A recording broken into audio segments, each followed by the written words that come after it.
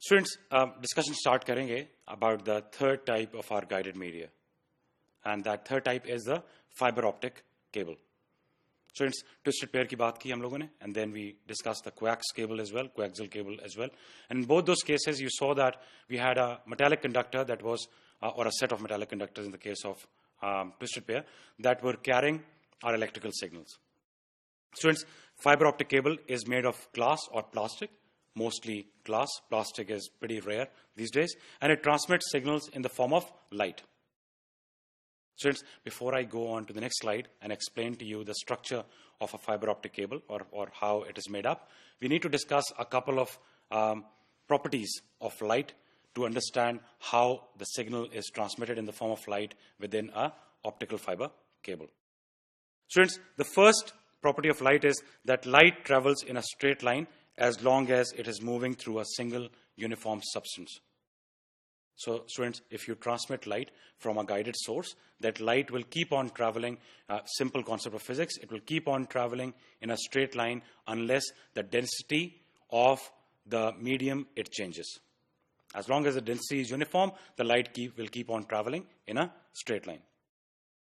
Now, students, if the ray of light traveling through one substance, it suddenly enters another medium. It suddenly enters another substance which has got a different density, it changes its direction.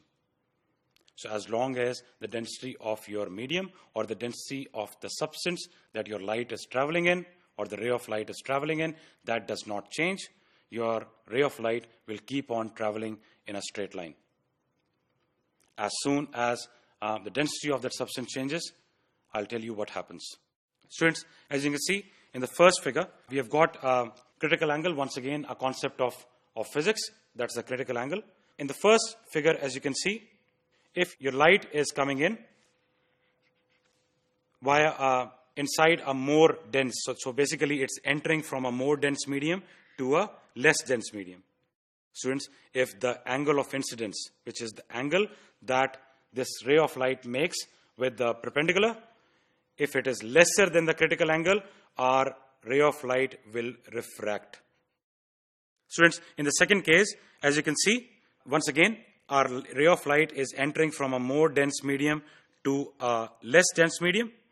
And in this particular case, our angle of incidence is equal to the critical angle.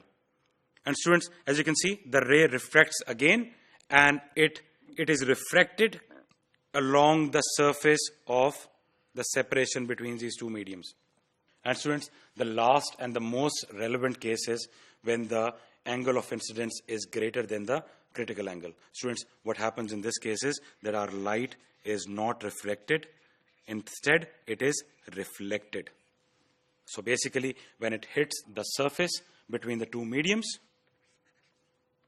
this medium out here, instead of entering the less dense medium, it is reflected back into the same medium.